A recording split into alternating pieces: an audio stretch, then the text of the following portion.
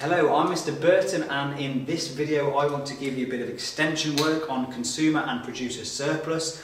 What I want to show is what's going to happen if we don't have a perfectly competitive market, we don't have supply and demand telling us what our prices are. Instead, we might have one firm or a few dominant firms instead telling us what the price is. So we have a perfectly competitive market here. We have consumer surplus is about half, well, is half, and producer surplus is also half. So what happens then if we have a firm that is able to manipulate prices in the market? Well, let's say the firm is able to charge instead a price of P2.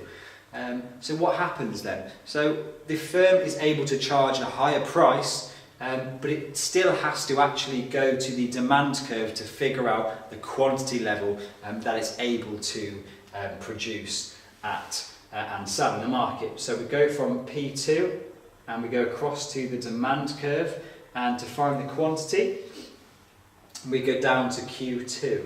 So as you can see here, the price has gone up because the firm has manipulated the prices, and the quantity therefore demanded has gone down. Hopefully you know that from demand theory that if the price goes up, the quantity demanded is going to go down as long as everything else stays equal.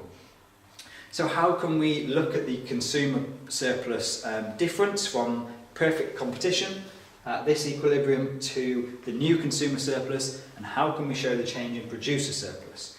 Well, if we go from our definition of consumer surplus and we say that it's anything above the price level, so the new consumer surplus is this triangle here. So we have we still have a triangle, but it's got a lot less. Now our new consumer surplus is now P2, A and D is the new consumer surplus, and it's still a triangle like so. So if we have somebody manipulating the market, putting the prices up, consumer surplus is going to fall. That's the simple part. Now we need to factor in what the change in producer surplus is. Well, we need to then have a look at what the producer is willing and able to sell. So we have some producers willing and able to actually sell at a cheaper price than P2. So the producer therefore, or producers, if there's more than one manipulating the market, actually has a change in producer surplus going from the price.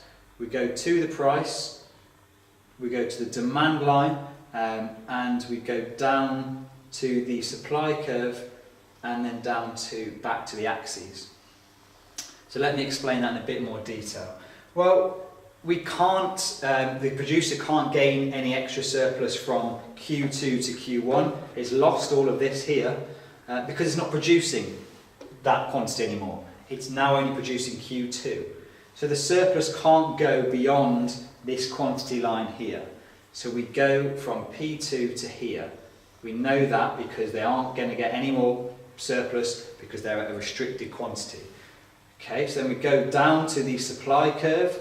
Well, the producer or producers have their costs. The supply curve is there, so then we follow the supply curve down to here. And then we just simply go back up to the beginning. So the producer surplus, the new producer surplus, is this trapezium here. So P2, D, and then we call that E, E, and C, and it's now a trapezium like so.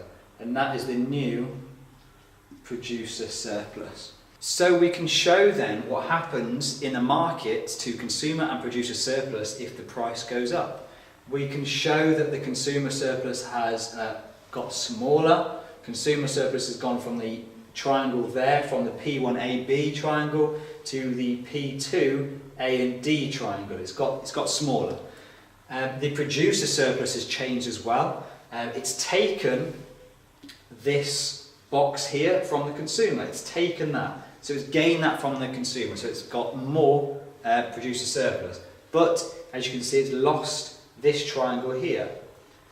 So as long as this triangle is smaller, as long as the loss is smaller than what they've gained from the consumer, they're going to be better off.